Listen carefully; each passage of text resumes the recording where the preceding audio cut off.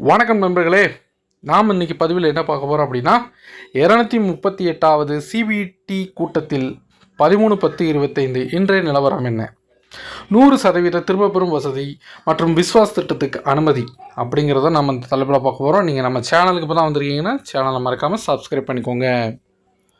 So இன்றைக்கி பார்த்தீங்கன்னா நம்மளுடைய மத்திய அறங்காவலர் குழு அந்த சிபிடி அந்த மீட்டிங் இன்றைக்கி நம்மளுடைய வேலைவாய்ப்பு அமைச்சர் மான்சுக் மாண்டவியா அவர்களோட தலைமையில் நடக்குது.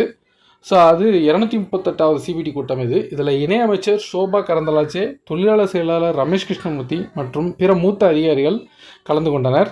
இதில் 30 கோடிக்கும் மேற்பட்ட இபிஎஃப் உறுப்பினர்களுக்கு வெளிப்படைத்தன்மை, செயல்திறன் மற்றும் சேவை வளங்களை மேம்படுத்த வடிவமைக்கப்பட்ட புதிய போர்ட்ஃபோலியோ மேலாளர்கள் மற்றும் டிஜிட்டல் மேம்பாடுகளும் அங்கீகரிக்கப்பட்டன. எளிமைப்படுத்தப்பட்ட தாராளமயமாக்கப்பட்ட பகுதி திரும்ப பெறுதல்கள் உறுப்பினர்கள் மையமாக கொண்ட மிக முக்கியமான நடவடிக்கைகள் ஒன்றான பகுதி திரும்ப பெறுதல் விதிகளை எளிமைப்படுத்த வாரியம் ஒப்புதல் அளித்தது. 13 சிக்கலான உட்பிரிவுகளை அத்தியாவசிய தேவைகள், கல்வி, நோய், திருமணம், வீட்டு தேவைகள் மற்றும் சிறப்பு சூழ்நிலைகள் என 3 நெறிப்படுத்தப்பட்ட வகைகளாக இணைத்தது. உறுப்பினர்கள் இப்போது தகுதியான நிலுவைத் தொகையில் 100% வரை திரும்ப பெற முடியும். முக்கிய தளர்வுகளில் பின்வருவன அடங்கும்.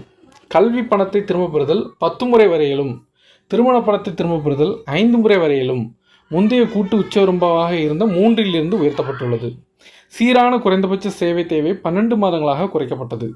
சிறப்பு சூழ்நிலைகளுக்கு உறுப்பினர்கள் காரணங்களை குறிப்பிடாமல் அடிக்கடி நிராகரிப்பு செய்யப்படும் கோரிக்கைகளை நிவர்த்தி செய்யாமல் விலகலாம். ஓய்வூதிய சேமிப்புகளை பாதுகாக்க உறுப்பினர் கணக்குகளில் 25% குறைந்தபட்ச இருப்பு பராமரிக்கப்படும். இது இபிஎஃப்ஓவின் தற்போதைய 8.25% விகிதத்தில் தொடர்ந்து வட்டி திரட்டப்படுவதை உறுதி செய்யும். இந்த நடவடிக்கைகள் பகுதி திரும்ப பெறுதல்களை 100% தானாக தீர்க்கவும், காகித வேலைகளை குறைக்கவும், வாழ்க்கையை எளிதாக்கவும் உதவும் என்று அதிகாரிகள் தெரிவித்தனர். 2400 கோடி வழக்கு சுமையை தீர்க்க விஸ்வாஸ் திட்டம்.